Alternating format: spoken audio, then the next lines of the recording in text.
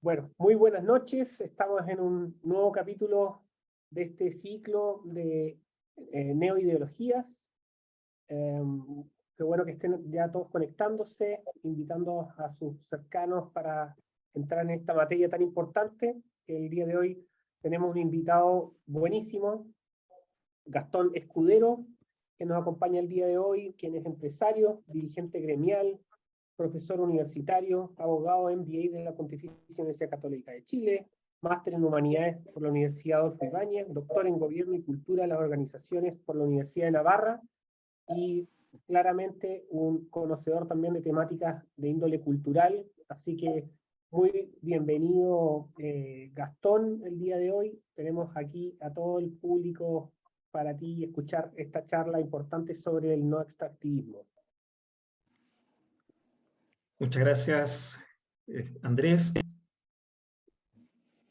por la presentación, por la invitación también a dar esta clase. Voy a partir poniéndome el parche antes de la herida. Yo me encuentro en Madrid en este momento, tenemos 6 horas de diferencia con Chile, por lo tanto, para mí es la 1:30 de la mañana.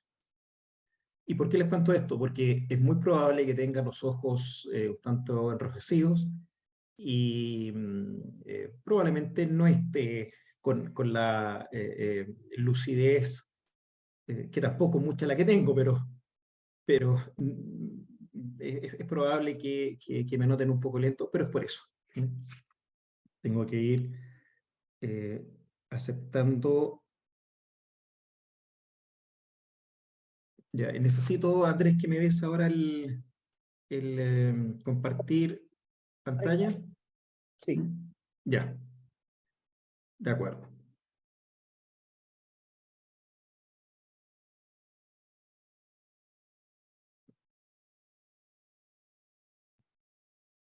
Ahí estamos.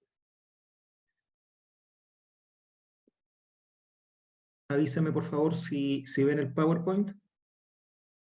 Se ve, pero si puedes darle el compartir en la ventanita de abajo, es el cuarto circulito para agrandar la presentación. Ese.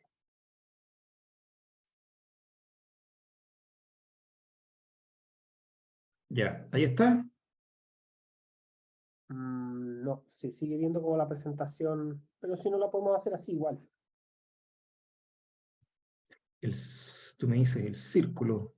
No, sí está bien. Tienes que ponerle, claro, el full screen que está abajo en el cuarto que le diste clic, pero te va a aparecer una pantalla extra del Zoom, de cuál es la pantalla que quieres compartir o cuál es la visualización que quieres compartir.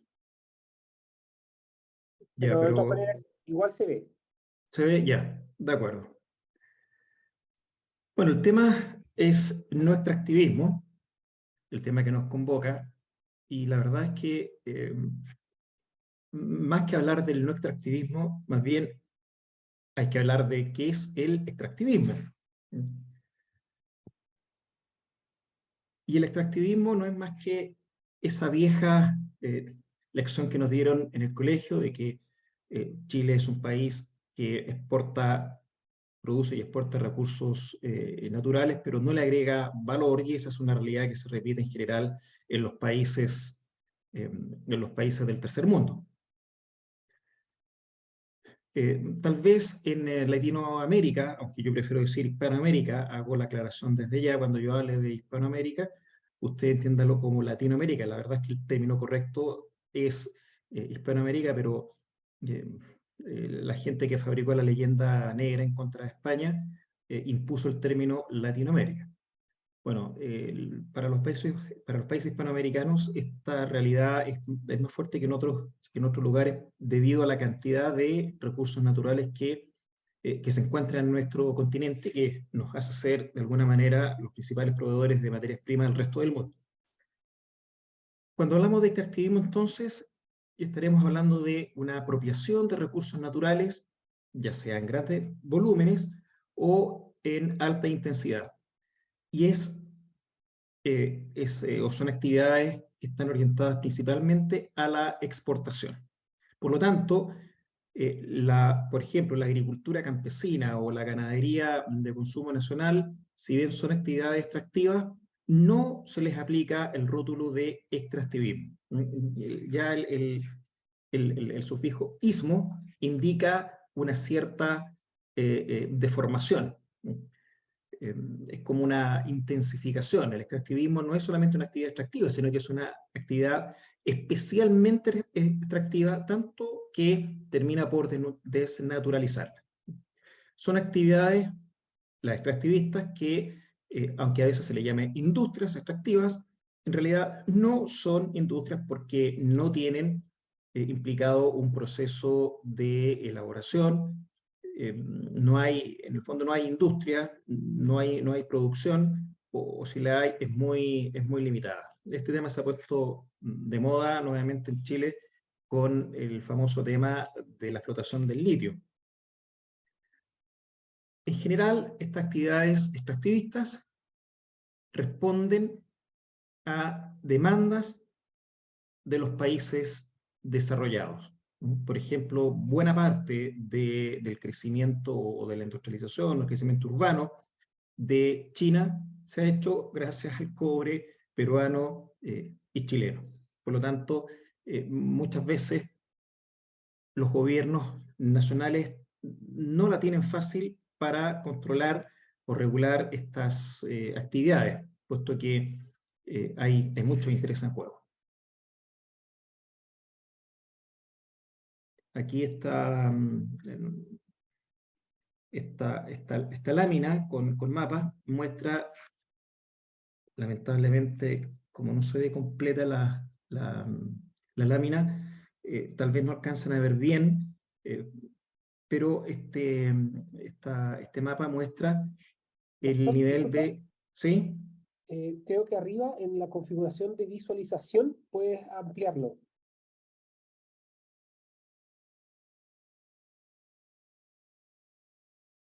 ¿Ahí? Ahí sí. Ya. Ahora entonces podrán ver este mapa que muestra el nivel de dependencia de las exportaciones de commodities de los distintos países. Por ejemplo, en el caso chileno, un país tan angosto que casi no se ve, tenemos una especial dependencia de minerales, a diferencia de Argentina, de Paraguay, Uruguay y Brasil, en que la dependencia tiene que ver con productos agrícolas. Esto es solamente para reflejar esta realidad. El extractivismo no es un tema muy importante en Europa o en Estados Unidos, sí lo es en Latinoamérica en Sudamérica. Y digo Sudamérica porque Centroamérica no tiene tanto este problema, sí lo tiene Sudamérica. Estas actividades ocurren bajo distintos regímenes. No hay que pensar, cuando hablemos de extractivismo, que no estamos refiriendo solamente a actividades privadas. Puede ser o tratarse de emprendimientos, ya sea privados o estatales, pueden ser mixtos, pueden ser nacionales, extranjeros, etc. Mixto, ya sea que compatibilice propiedad o participación de capitales nacionales o extranjeros, como también privados y estatales. También se aplica a actividades ilegales, pero ojo, cuando se trata de actividades ilegales, no son parte de un modelo de desarrollo. El mayor problema se da cuando el extractivismo es en sí mismo un modelo de desarrollo económico. Pero bueno, también se da esta actividad extractivistas en Chile no tanto, o tal vez no se da, pero sí se da mucho, por ejemplo en Brasil, en que hay verdaderos emprendimientos de explotación de madera que son ilegales y que son muy difíciles de perseguir y de sancionar. Ocurre también por ejemplo, con el oro y con otros minerales en la zona andina. La propiedad también puede presentar un esquema complejo en el sentido de que puede darse que una compañía estatal haga una especie como de coordinación, es decir, establezca joint ventures o alianzas con empresas, ya sea nacionales o extranjeras, por ejemplo, para comercializar. Entonces, por ejemplo, una empresa hace la extracción, otra puede incorporar algo de procesamiento y otra puede encargarse de la distribución y comercialización. En general, cuando hablemos entonces de extractivismo, caben todas estas posibilidades, pero cuando hablemos del extractivismo como modelo de desarrollo, dejamos fuera las actividades ilegales porque no son parte de la legalidad. ¿Por qué el extractivismo ha cobrado notoriedad en los últimos años? Para esto hay que entender la evolución que ha tenido este sector en las últimas 3 décadas. En la década de los 90 y de los 2000 hubo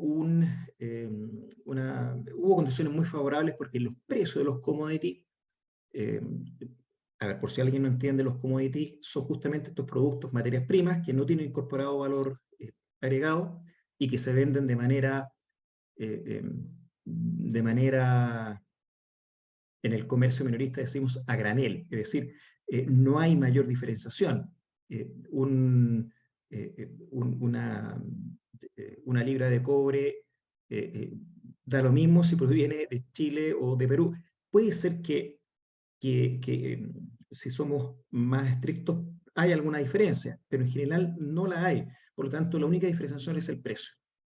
Para poder vender más cobre hay que bajar el precio. Bueno, en general, entonces los commodities tuvieron precios muy buenos en los 90 y en los 2000. Por lo tanto, el extractivismo fue una estrategia de desarrollo adoptada por gobiernos tanto de izquierda como de derecha. Por lo tanto, no hay que pensar en que el no extractivismo es solamente un predicamento de izquierda. Suele ocurrir que movimientos políticos son no extractivistas o tienen un discurso no extractivista cuando están en la oposición, pero después cuando llegan al poder se ponen extractivistas. Bueno, justamente el hecho de que haya habido muchos gobiernos de izquierda que adoptaron el modelo extractivista hizo que se hablara, o se empezara a hablar de un neoextractivismo, porque se da esta cosa un tanto paradójica de que aquellos que despotrican en contra de esta forma de hacer economía, los que terminan adoptándola, y no solamente la adoptan, sino que además les conviene porque obtienen ganancias que permiten financiar programas sociales. Y además, y lo hemos visto en el último tiempo, significa también pingües ganancias para ellos por la corrupción. Fue el caso de Petrobras y Odebrecht. No recuerdo bien dónde va la R. Que fue una situación de corrupción que parte en Brasil, pero que termina expandiéndose a otros países del continente.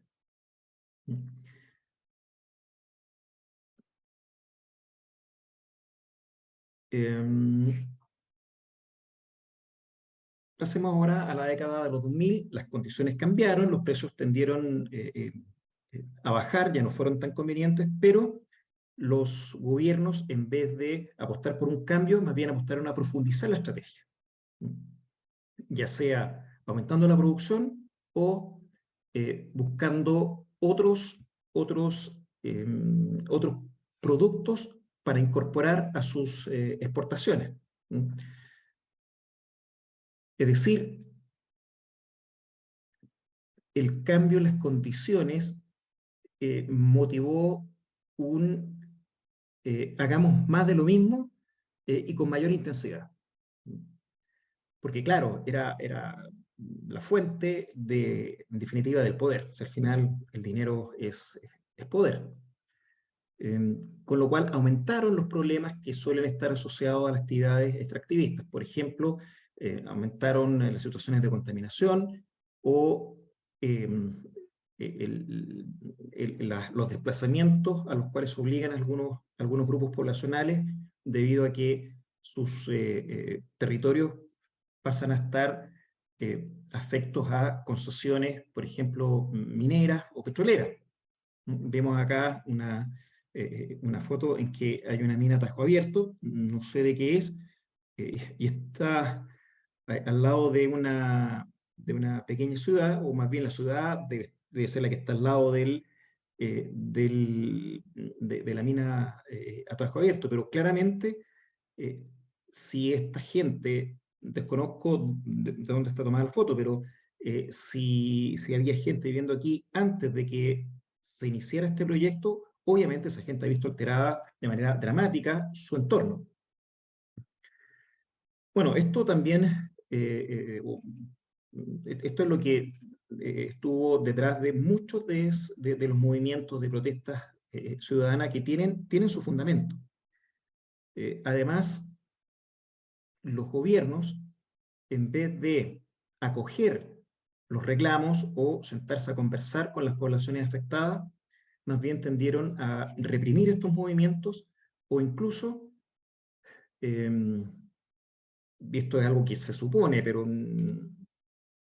pero obviamente no existen las pruebas, ha habido asesinatos de líderes locales. Anoche justamente había un programa acerca de la explotación maderera en Brasil, en la Amazonía, en donde un periodista que cubría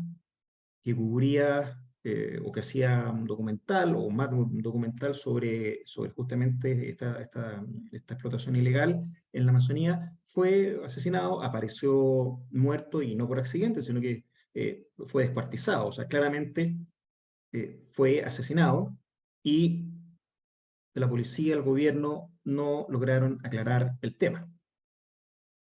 Se producen también situaciones que, si bien no son expresamente contrarias a la ley, pero sí son lo que nosotros en Chile llamamos situaciones como de elusión. ¿Ah? En la literatura sobre este tema se le llama alegalidades, es decir, son prácticas que aprovechan imperfecciones en la regulación para obtener un beneficio que de otra manera no se obtendría y que son contrarias al espíritu de la normativa. Por ejemplo, en Perú se sabe que hay empresas mineras que pagan impuestos, pero aprovechan alegalidades para obtener devoluciones por montos superiores a los impuestos que se pagaron. Esta situación o estas situaciones ha llevado a que se acuñe un término específico que es el de extraección, que se le da a extractivismos en que ya no hay solamente una situación económica criticable, sino que además se violan derechos o se produce una lesión de los recursos, del stock de recursos naturales. Es el caso, por ejemplo, de la Amazonía, en donde, no recuerdo el número, lo escuché anoche en el programa, de este que les contaba que había estado viendo, algo así como 2.000 hectáreas diarias de bosque amazónico son talados, ¿no? Es una cantidad que a uno le cuesta imaginar. Yo he estado en la Amazonía, es selva impenetrable, y me llama la atención el nivel de destrucción de toda esa riqueza de flora y fauna. El punto, en definitiva, es que los proyectos que hoy se desarrollan, especialmente en los países hispanoamericanos y específicamente sudamericanos, son tan grandes en cuanto al nivel de recursos comprometidos, de explotación de recursos me refiero, que si, si incorporaran estos proyectos todos los efectos que generan, seguramente no serían viables.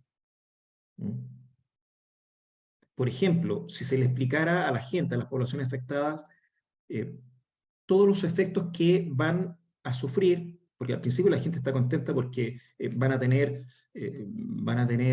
trabajo, pero si al mismo tiempo se les explicara los costos que van a tener que asumir, o si los estudios de impacto ambiental fueran rigurosos, eh, o si no existieran externalidades en el proyecto, me refiero, por externalidades siempre hay, sino que todos los costos externos pasaran a estar considerados en el proyecto, estas actividades, estos proyectos no serían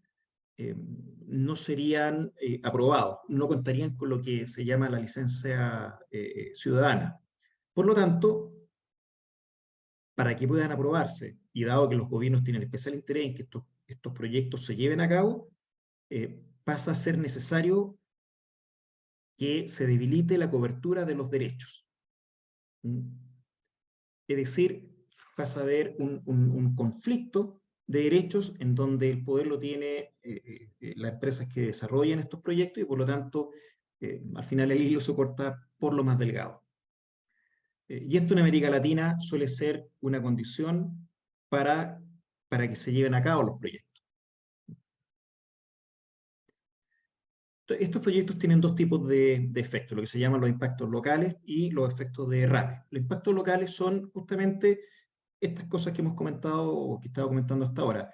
Contaminación, pérdida de la biodiversidad, amputaciones ecológicas también se le llama a situaciones en que son la remoción del volumen o el volumen de recursos modulares que se remueven es de tal magnitud que ya el paisaje cambia para siempre. No es posible restaurar o volver en alguna medida al estado original.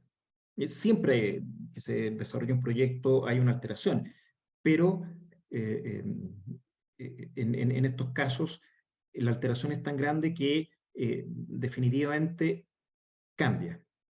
Cambia la geografía y ya no se puede volver atrás. Y después están los efectos derrame. ¿Recuerdan ustedes el caso este de, creo que Doña Dominga se llamaba este proyecto minero en el norte, y en el gobierno de, no me acuerdo si Piñera 1 o Piñera 2, y el presidente con un telefonazo le echó tierra al proyecto. Eso es tremendamente pernicioso, más allá de que alguien podría a lo mejor alegar o demostrar que en el fondo el proyecto había que cancelarlo, pero la manera de hacerlo implicó o involucró un debilitamiento de la institucionalidad, porque existe una normativa, existen organismos que son los que se tienen que pronunciar al respecto, y cuando una autoridad con un simple telefonazo pasa por encima de todo esto, claro, hoy día me puede convenir, pero mañana no. Lo que nos da seguridad es el Estado de Derecho. Entonces, eso es un ejemplo de efecto derrame. Es decir, se altera una política pública o una normativa que tiene que ver no solo con el proyecto en cuestión, sino que también tiene efectos que se esparcen al resto de la institucionalidad o al resto del territorio del país.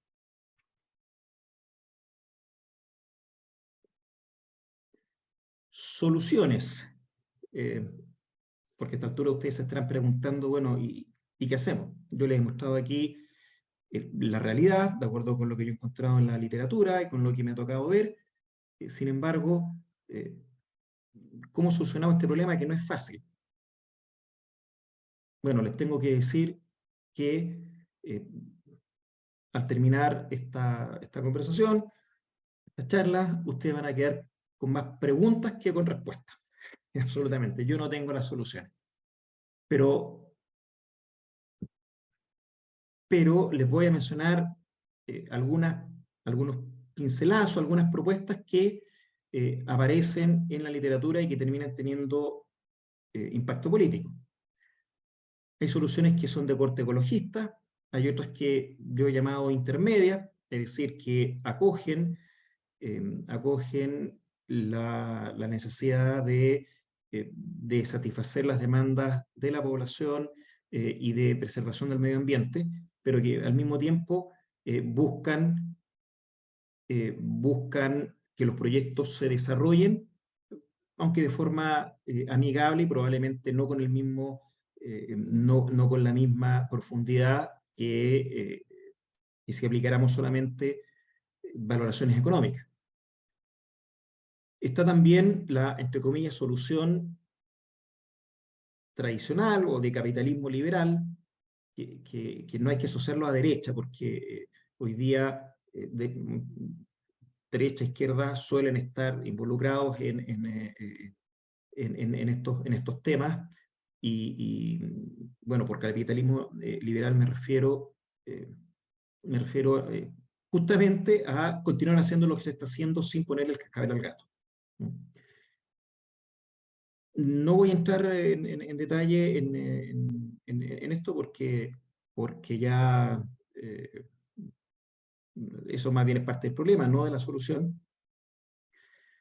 Sí me interesa destacar que el típico discurso de la derecha liberal, en mi opinión, no sirve. Aun cuando puedan haber fundamentos correctos. Pero, y cuando describa las propuestas ecologistas me van a entender, el relato es tremendamente importante. Y la derecha liberal no es capaz de construir un relato que entusiasme a la gente, aun cuando a veces pueda tener algunos fundamentos atendibles. Y finalmente hay una propuesta en la cual no voy a entrar ahora porque no tenemos tiempo, se llama capitalismo de bien común. Si alguien quiere profundizar en este tema, me puede escribir un correo y yo le mandaría un artículo que publiqué hace algún tiempo sobre una interpretación del capitalismo en cuanto al sistema económico, pero de acuerdo con la tradición social clásica cristiana, que no es lo mismo que el capitalismo liberal.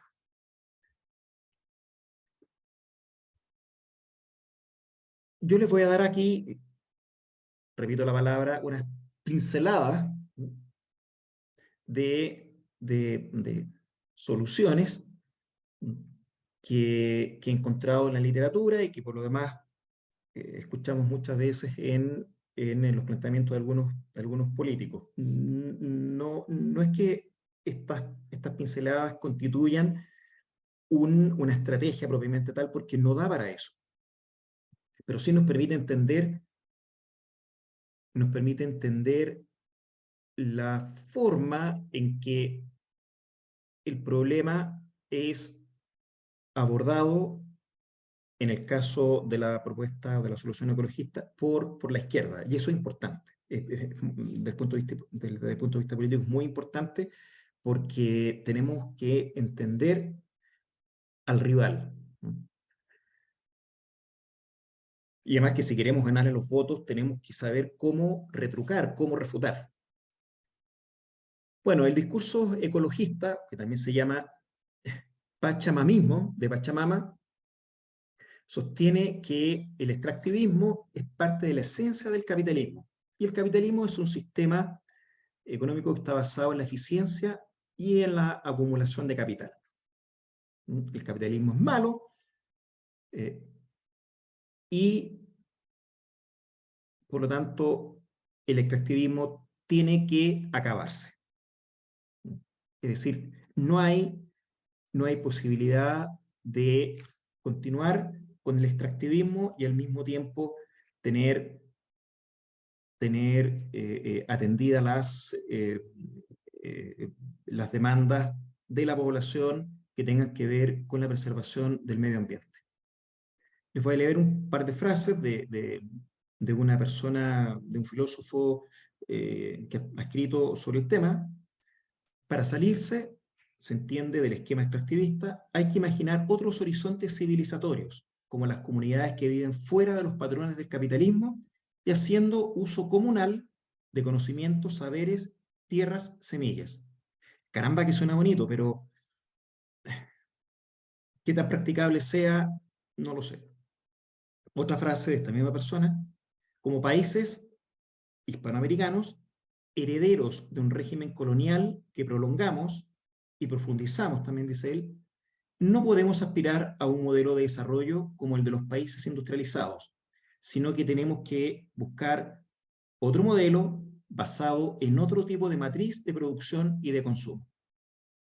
Es decir, tenemos que salirnos de la lógica occidental, por decirlo de alguna manera.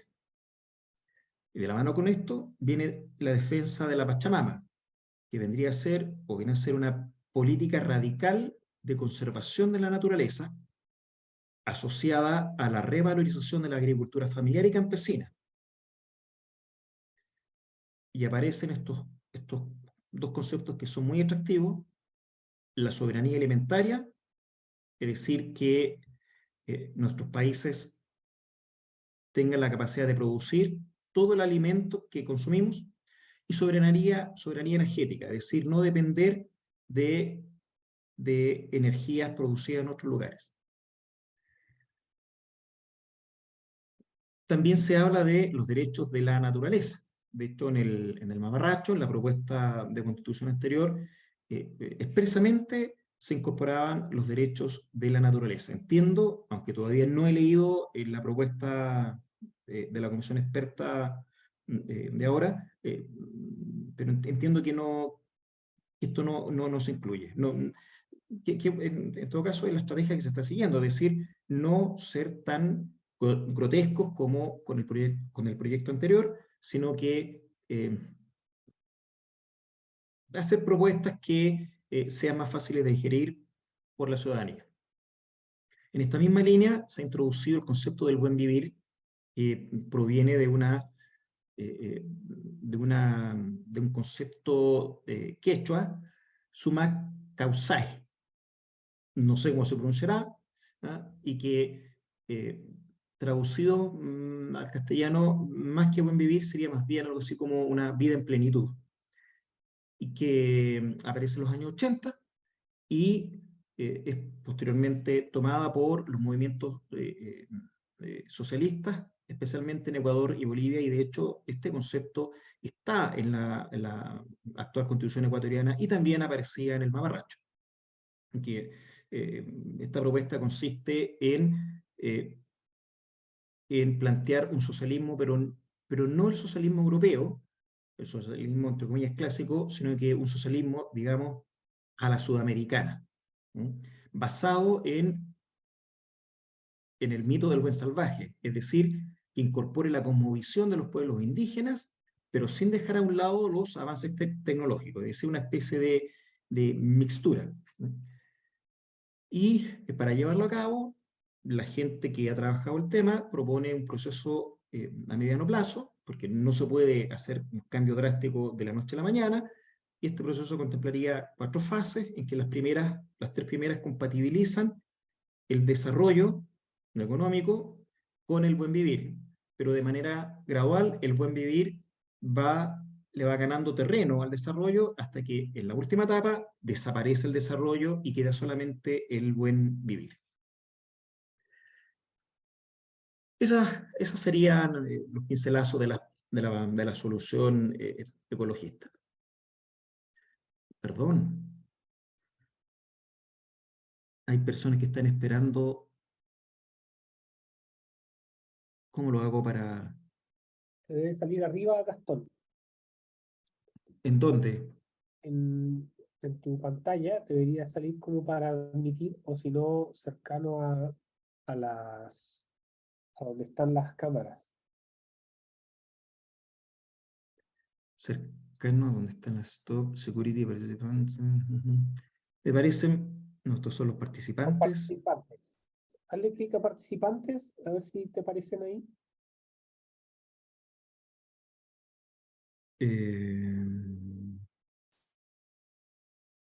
Aparecen waiting room. Ya, ¿cómo los voy aceptando? Admitirlo a todos. Admitir, sí. Ya, espero que... ahí están entrando.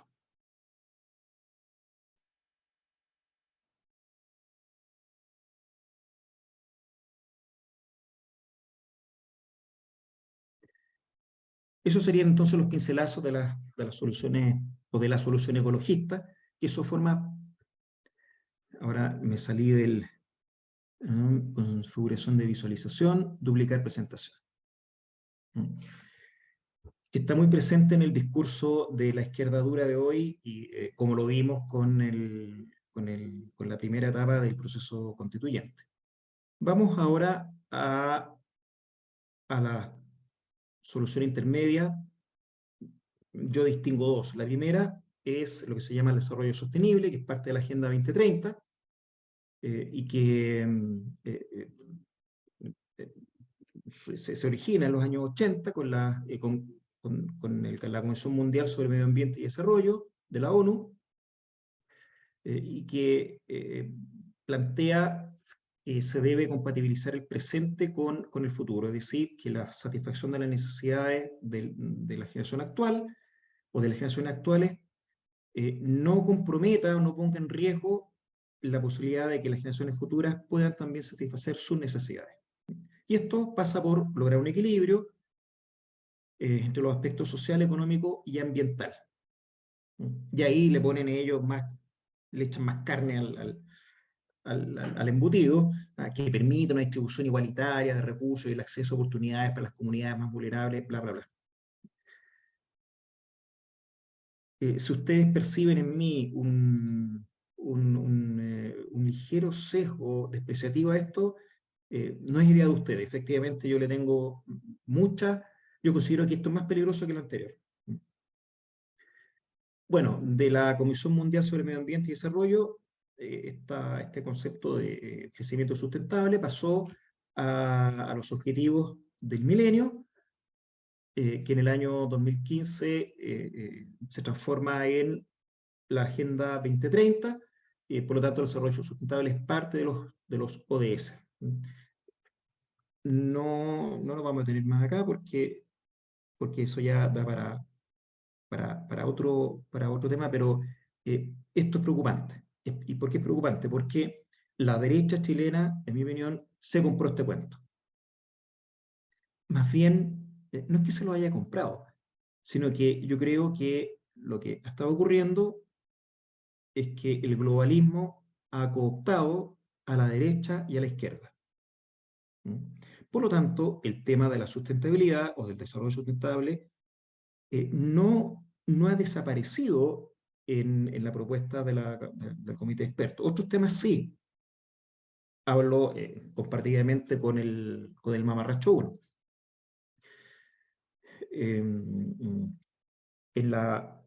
Les decía adelante que yo no he leído todavía el proyecto presentado por el comité de expertos, pero sí he leído algunos comentarios y está muy presente.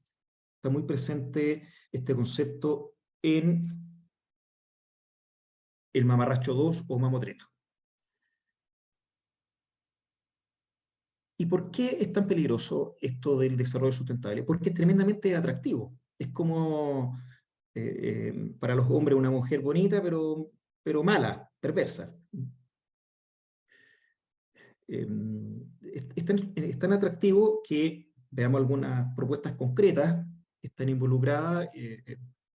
Plantea el uso de energías limpias, la sustitución de los combustibles fósiles por biocombustibles para combatir el calentamiento global, promueve el reciclaje, plantea también la reducción de la agricultura intensiva con el fin de no agotar la riqueza de los suelos, plantea también que debe haber reforestación, plantea una reducción del consumo energético con el fin de reducir los impactos ambientales y también el desarrollo de ciudades sostenibles y edificios sostenibles. Esto suena fantástico, pero cuidado. ¿Por qué? Porque lo que está detrás de esto es una tremenda preocupación, incluso un pavor por el crecimiento de la población mundial. Ya hemos oído bastante sobre esto, ¿no? Efectivamente, el crecimiento de la población, la curva ha tenido una evolución exponencial. Pareciera ser que ya el planeta no aguanta más gente. Y por supuesto que los que están preocupados de esto y tienen el poder, ellos tienen la facultad de decidir quiénes caben y quiénes no. Entonces, por ejemplo, esto de reducir la agricultura se aplica también a la ganadería intensiva. Se traduce en que las Naciones Unidas, y aquí muestro un tuit, sugiere, entre comillas, comer menos carne. ¿Por qué? Porque eso ayuda a ahorrar agua y reduce las emisiones de gases de efecto invernadero. ¿Por qué? Porque los vacunos, con sus gases, generan gases de efecto invernadero. A ver, se me ocurrió esto. Gastón, ¿hay alguien ¿Sí? más esperando conexión? Sí. Gustavo Dragisevich, ahí está. Gracias, Andrés. De hecho, hace un par de años, el ministro de Consumo, ese es un ministerio que en Chile todavía no tenemos, el ministro de Consumo español, de apellido Garzón, en línea con el presidente Pedro Sánchez, que se comprometió a que España redujera o que vaya a reducir su consumo de carne de aquí al año 2050, dijo, yo no quise meter el tuit aquí, pero créanme que lo tuiteó, que lo dijo, que había que acabar con la ganadería intensiva y había que quedarse solamente con los predios o con las explotaciones ganaderas de pequeña escala, lo cual causó, dice aquí la noticia, estupor en las asociaciones cárnicas. En España, el consumo de carne sobre todo en embutidos, es tremendamente importante y, por lo tanto, esta postura del gobierno español causó mucha preocupación. No es de extrañar entonces que los poderes que están detrás de esto estén promoviendo el desarrollo de la carne sintética. La primera fábrica de carne sintética promete 5.000 hamburguesas al día. Esta noticia, como les decía, o al igual que la anterior, es de hace un par de años. Primera vez en la historia se va a producir en masa carne procedente de células cultivadas de animales. La nueva planta es capaz de generar 5.000 hamburguesas al día y empezará a comercializarlas en 2022. También se está promoviendo el consumo de insectos. No sé ustedes, pero yo no pienso comerme ningún bicho. Váyanse a la punta del cerro con sus tonteras.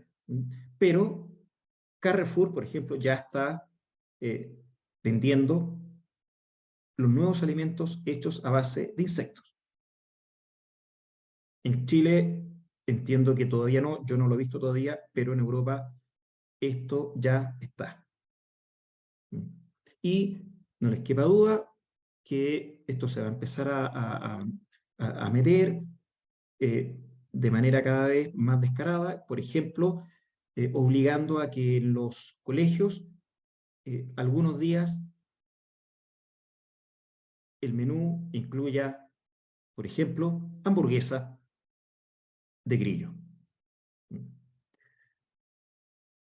Bueno, estas políticas y estos discursos han generado muchas protestas, por ejemplo, en Holanda, y ahora último también en Chile con un proyecto de ley que estaría afectando a la salmonicultura. Entonces, cuidado, porque nos quieren meter en el mamotreto o mamarracho 2 esto del desarrollo sustentable, que al final no es más que una manera de conservar el planeta, pero para aquellos que los que tienen el poder decidan. O sea, no para todos. Existe también planteamiento de una solución intermedia, o sea, perdón, de una solución pragmática que también, en mi opinión, sería intermedia, que eh, apuntan a aprovechar los recursos económicos, los recursos naturales, pero de una manera racional, promoviendo también una transición energética que permita minorar los impactos ambientales. Y aquí lo dejo, van 45 minutos. Me parece que con lo que he dicho queda más o menos claro el programa respecto de qué es lo que piensa y cuáles son las propuestas de, eh, de, las, de las corrientes políticas, tanto de izquierda como de derecha, aunque sobre todo de izquierda, y los peligros que esto involucran para nuestro país. El tema o la solución capitalista liberal, ya se los comenté, significa seguir haciendo las cosas como siempre, y lo del capitalismo de bien común, que en mi opinión es el camino correcto, no hay tiempo para tratarlo ahora. Si alguien quiere leer sobre el tema, me escribe a GEP de Gastón Escudero Poblete, @carnesescudero.cl. Y dice carne escudero porque yo tengo una empresa de carnicerías. Así que este tema me interesa de manera especial.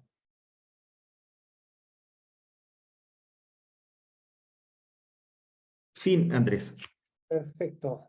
Muchas gracias, Gastón. Muy ilustrativa la charla para entender este tema, que obviamente en cada área de estas visiones se puede después profundizar mucho más. ¿Tenemos preguntas? Si es que quieren dar. Ah, aquí hay una. Enrique Fuensalida y dice, el año 2010 Chile entró a la OCDE. ¿La Agenda 2030 imposibilita el desarrollo económico?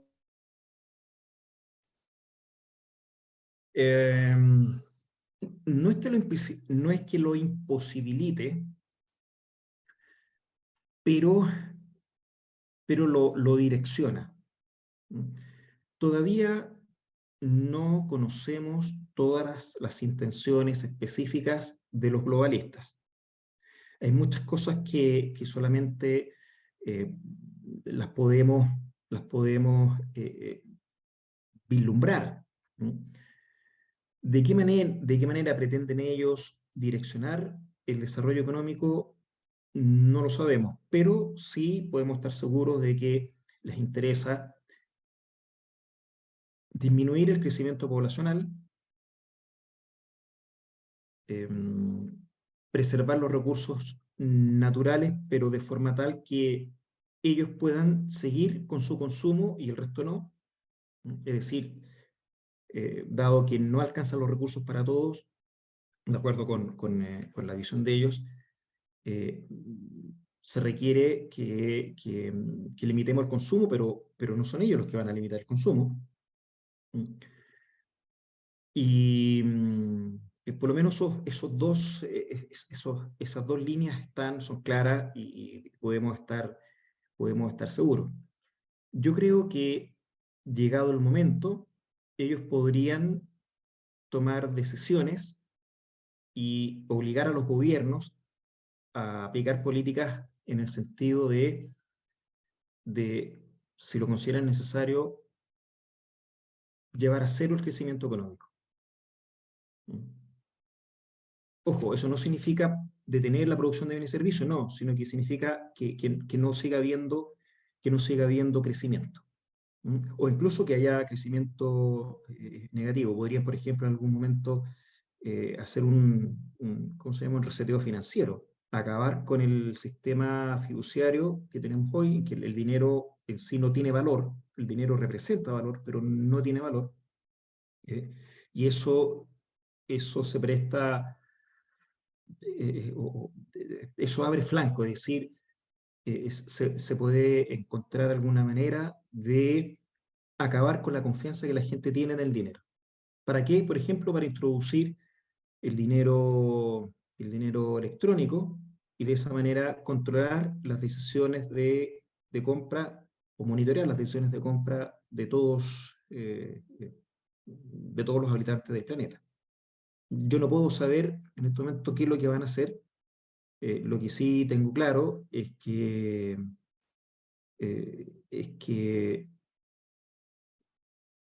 cualquier cosa que venga de ellos no nos puede extrañar. Buenísimo. Claudio Casanueva tiene la mano levantada. Gastón, muchas gracias por el traspaso de conocimiento. Yo tengo una duda. La gente que promueve la Agenda 2030, globalista, etcétera, ¿están dispuestos a que nosotros, por ejemplo, pudiéramos vender cobre manufacturado? Que no vendamos cobre en pagamento, por ejemplo. De una forma, ¿no es cierto? Pudiéramos vender alambre de cobre. Mira, no lo sé, no lo sé porque China es el principal comprador de cobre y yo no sé hasta qué punto a China le conviene que nosotros manufacturemos el cobre. Tiendo a pensar que no, tiendo a pensar que les conviene a ellos manufacturarlos, pero yo no tengo claro cuando hablo de globalismo qué monos pinta China ahí. Va a parecer ser que en el mundo se están configurando tres polos de poder, que serían, bueno, Occidente, Europa, Norteamérica, por un lado; por otro lado, Rusia y toda su zona de influencia, y justamente esto es lo que estaría explicando la guerra en Ucrania; y tercero, China y toda su zona de influencia. Entonces, la Agenda 2030, yo tengo claro que proviene principalmente de gente de Occidente. Rusia, entiendo que no tiene mayor injerencia en la Agenda 2030.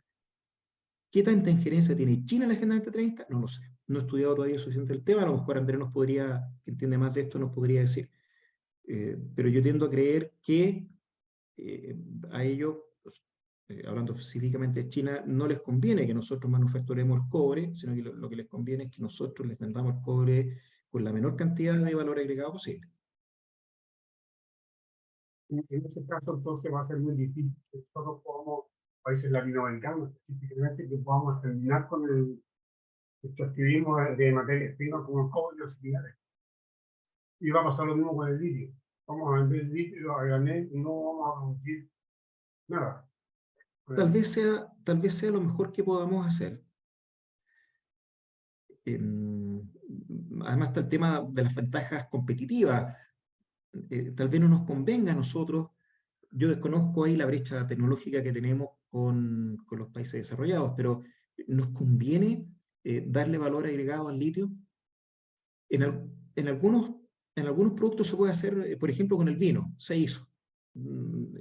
Gracias al desarrollo económico que experimentó Chile por las políticas del gobierno militar, pudimos exportar, entre otras cosas, uva, pero también exportamos vino, y el vino es un producto que requiere mucha elaboración. No es cualquier cosa. El vino tiene mucho valor agregado, pero eso se podrá replicar por ejemplo, en el litio, en el cobre. No lo sé, no lo sé. Entonces, bueno, yo también tengo una visión muy apocalíptica de lo que se nos viene. Eh, Sin embargo, creo que también mientras podamos, tenemos que hacer las cosas lo mejor posible y, y en la medida en que podamos, si es que tuviéramos políticos de calidad y buenos gobiernos, tendríamos que hacer muchas de las cosas que aparecen acá en la solución pragmática. Por ejemplo,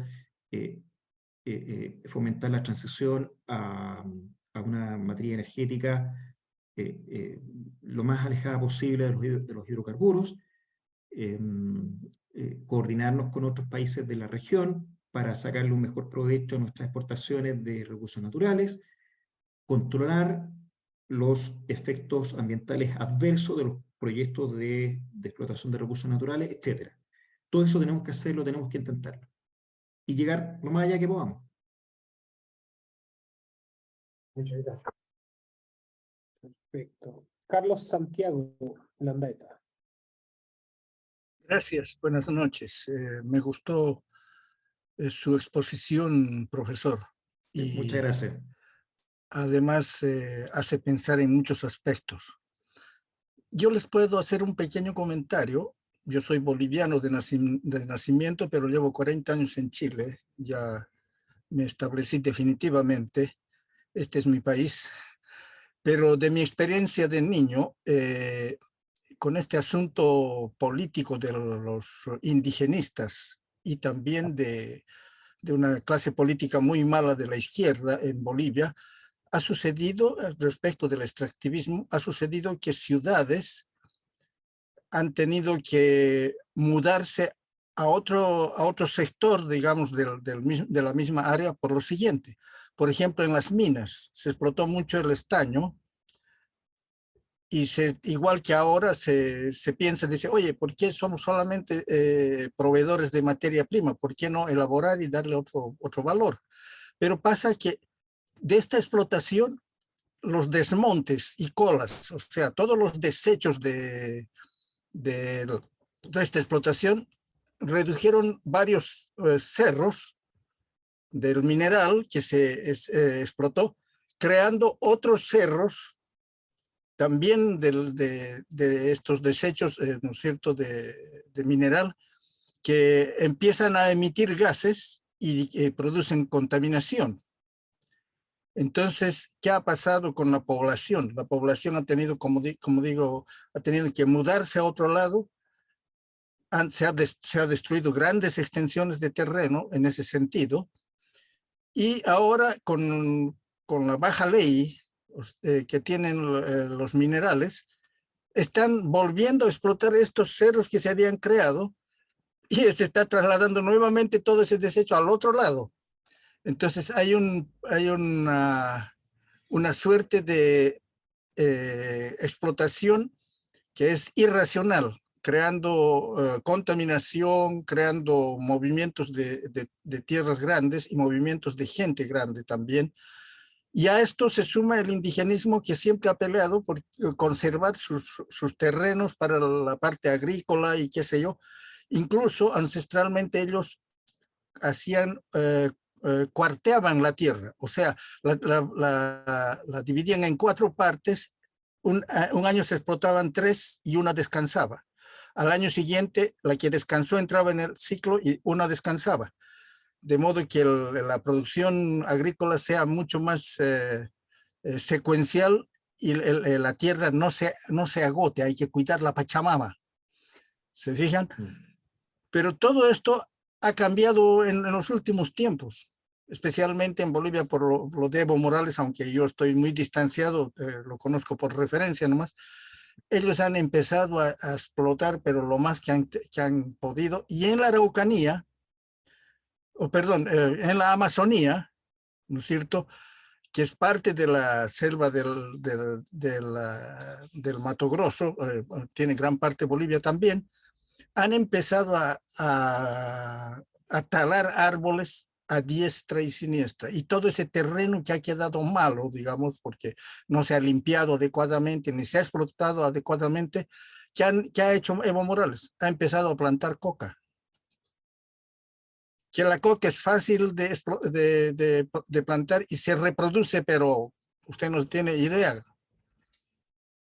Y ahí la producción cocalera ha empezado por este otro lado, que es el fomento al narcotráfico. Entonces, a veces, y como Bolivia es parte de la Agenda 2030 y Ecuador también, a veces estos gobiernos lo único que han hecho es hacer un uso y abuso de la naturaleza, a pesar que como indigenistas que van a cuidar la naturaleza, qué sé yo, como lo que teníamos en el mamarracho, que tenía derechos la naturaleza, ¿no es cierto? Allí la Constitución dice que tiene derecho a la naturaleza, pero realmente no se cumple. Así que este problema de la Agenda 2030 es sumamente trágico en el caso de Bolivia, que he visto que hay muchas cosas que están pasando, porque tanto la ONU y otras organizaciones intervienen directamente. Y esperemos que en nuestro país, acá en Chile, no vayan a intervenir tan directamente, a pesar de que ya se han firmado varios acuerdos con la ONU y estamos queriendo someternos a la ONU y perder la soberanía y la autonomía. Sí, gracias por el aporte, Carlos. Permítame también ahí hacer un comentario. La impresión que yo tengo es que las fuerzas políticas de izquierda, sobre todo las más radicales, adoptan un discurso ecologista, es decir, frente al problema del extractivismo, que es un problema real. Ellos se las juegan por una postura ecologista que es tremendamente atractiva, es un relato que no han trabajado muy bien, que atrae mucho a los jóvenes, especialmente a los jóvenes ABC1, ¿ah? Es decir, de jóvenes universitarios, porque además sus planteamientos entroncan con la visión de la teoría crítica de la sociedad, que es un tema que espero que se trate en algún momento, sé que no se ha tratado ya, pero después cuando llegan al poder se salen de esa postura y se pasan a la postura intermedia de desarrollo sustentable, por distintas razones. Porque les conviene por razones económicas, porque obtienen dinero para sus proyectos de reingeniería social, porque no pueden simplemente acabar con las actividades extractivistas que ya existen y que generan empleos para decenas de miles de personas, etc. Entonces, en eso son muy hábiles. En el caso nuestro, Boric tenía, incluso con la Teletón, decía, no, hay que acabar con la Teletón, pero ahora que está en el poder no. Va a la Teletón, en fin, es parte del juego que ellos hacen. Y el problema, por el lado de la derecha, es que como la derecha no entiende que hay que dar la lucha cultural, no tiene un relato que sea atractivo. Cree que con cifras basta. Y no es así. Y yo no veo que en este momento estemos trabajando o haya gente derecha que esté trabajando en elaborar un relato que sea atractivo y que permita refutar las mentiras del ecologismo. Gracias, Gastón, por el tiempo y respeto también a la madrugada que estás tú. No, pero un momentito, Andrés, yo lo estoy pasando fantástico, así que si yo puedo seguir. Ya. Sí. Vamos con Patricio Mancilla, que está con la mano alzada. Hola Gastón. Hola, Patricio. Te conozco cuando conversas con Ricardo Ramírez, digamos. Sí. Mira, a ver, yo te voy a, perdón el grupo, pero tengo una visión. Primero, que la Agenda 2030 no es sostenible, es insostenible. Sí. O sea, es de plano insostenible. O sea, todo lo que explicó Carlos que pasa en Bolivia es porque es insostenible. Ahora, esa es una. Dos, que estamos en una economía que normalmente era la escasez, pasamos a una economía de abundancia. ¿Y qué es lo que persiguen estos grandes señores, digamos, los que están detrás de todo esto? Es tener la mayor participación de mercado posible, simplemente en esta economía de abundancia. Me explico. Me explico.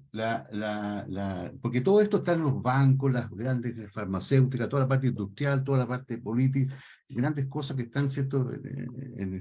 Especialmente en Europa, digamos, en la parte occidental y la parte de Europa. Yo creo que solamente occidental, no creo que esté metido China y de hecho es lo que critica China. ¿Ya? Ahora, pero aquí en este caso tenemos que el sistema capitalista tiene un gran problema, tiene muchas ventajas, pero tiene un gran problema, que es efectivamente concentrador de riqueza. Sí. Entonces ellos están pasando en esa época de abundancia en que estamos. Entre paréntesis, en esta época de abundancia justifica que tengamos muchos habitantes y sigan creciendo los habitantes, digamos, aunque no siguen creciendo los habitantes. Entonces, ese esquema que es global, digamos así, nosotros los chilenos tenemos lo que decía Carlos, es un problema de fondo. O nos volvemos parte de ese mundo, o seguimos siendo, digamos, seguimos siendo con propiedad de nuestro propio destino, digamos así. No creo que nosotros cuando estamos conversando del extractivismo del cobre nuestro, o del litio, lo van a meter dentro de un gran flujo del litio en el mundial, digamos, en que nosotros no vamos a tener, nos van a venir a decir hasta estructuralmente cómo tenemos que hacerlo, ni siquiera como nosotros queremos hacerlo, ¿te fijas? Entonces, esa estructuración que tiene que ver, porque estamos en un ambiente, en una economía de abundancia, ellos quieren copar esa abundancia y quieren tener la concentración de esa abundancia y tener el control global. Ahora, pero creo que ellos se dan cuenta que la Agenda 2030 no es insostenible, pero es un tránsito necesario para ellos. ¿Qué opinas de ese enfoque? Perdona Mira, interesante, no lo había visto de esa manera, entonces no te puedo opinar. La Agenda 2030 es insostenible. Yo creo que sí, tiendo a estar de acuerdo contigo, pero no sabemos, creo yo, que todavía no sabemos todo lo que esta gente quiere. Y es gente muy inteligente y que tiene una cantidad de recursos y calidad de recursos que nunca habían existido en la historia de la humanidad. Por lo tanto, ¿cómo ellos se van a conducir? No lo sé. Es imposible saberlo. Yo creo que ellos mismos no se creen muchas de las cosas de la Agenda 2030. Claramente no. Es simplemente una manera de engañarnos para ir pavimentando el camino para otras cosas que ellos quieren.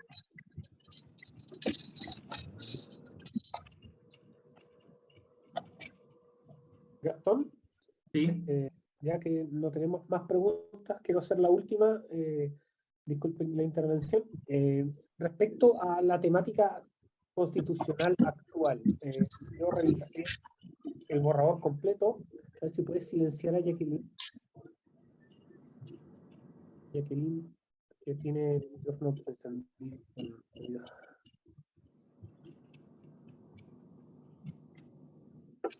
Ahí. Sí. Tú, Gastón, como tienes el mando ahí, ¿Ya? ¿Qué hago? silencia a Jacqueline. Está sonando como un clic. Quizás ¿Dónde está puedes dejar de Jacqueline? compartir. Ya, voy a dejar de compartir. Sí. Y ahí van a salir más fácil los participantes. Y los participantes les das. En los 3 puntitos que salen ahí. Sí. Ahí le das y le pones mute.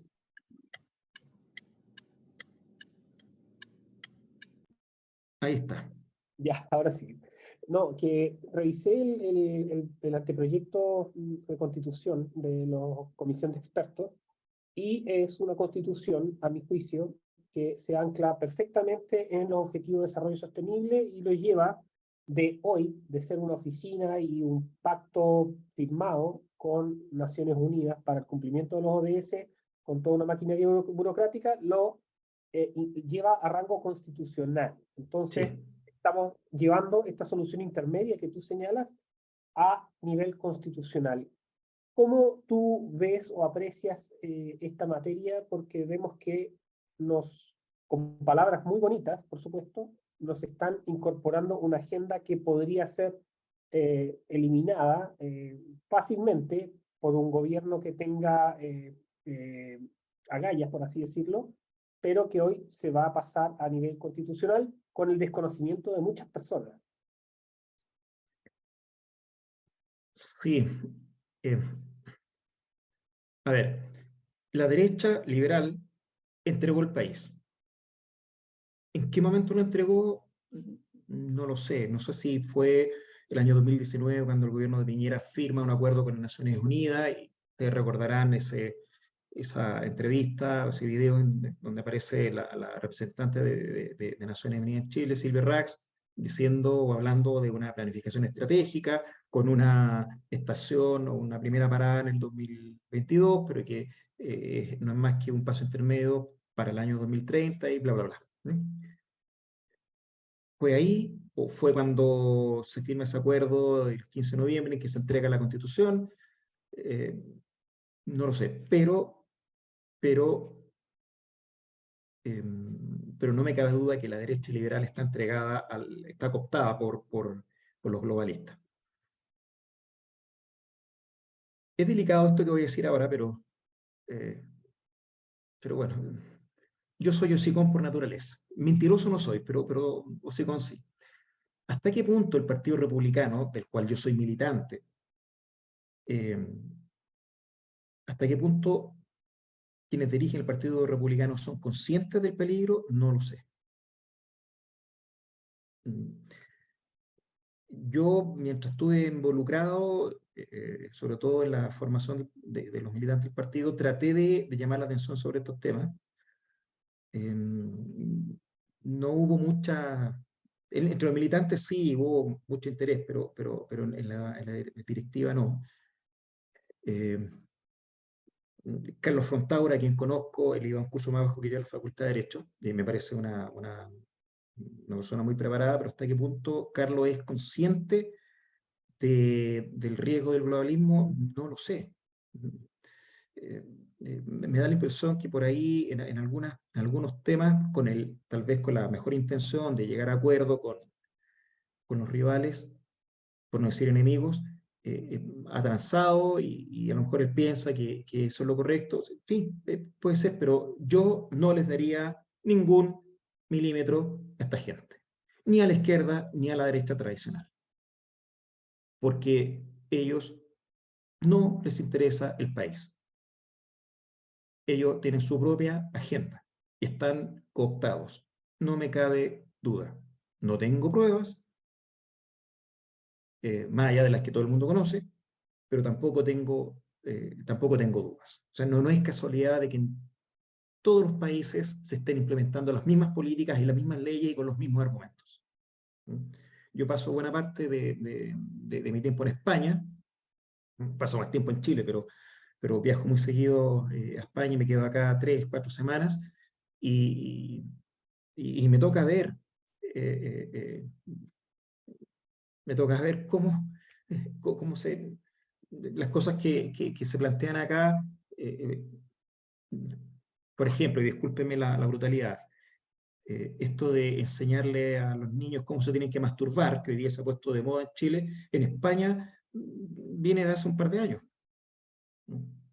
Y es la misma cosa, son los mismos argumentos, son los mismos medios, el mismo modus operandi. Bueno, Eso habla de que hay detrás una coordinación internacional, claramente. Esto de la dictadura sanitaria.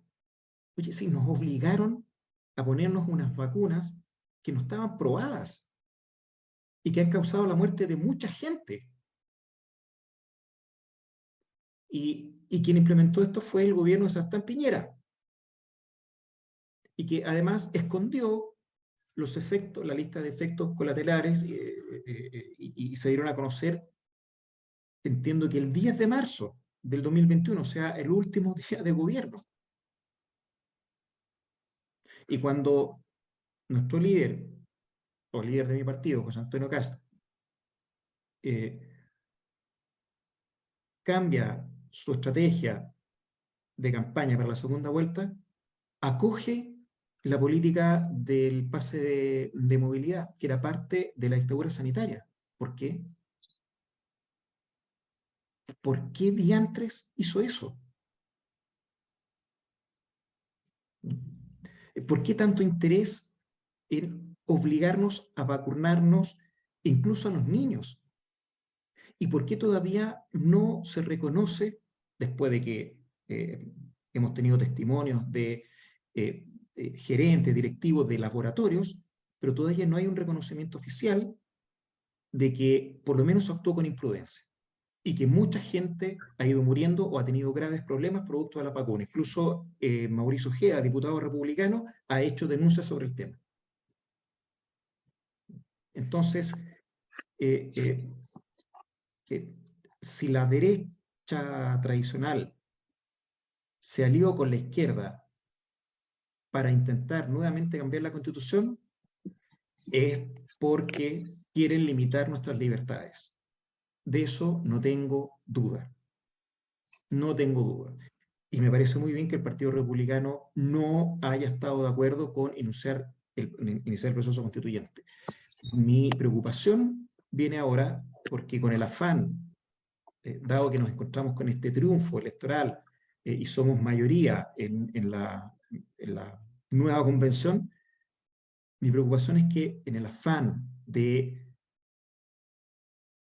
cumplir con esta responsabilidad de lograr un texto constitucional que sea del gusto mayoritario y que zanjemos este tema, terminemos haciendo concesiones que no hay que hacer.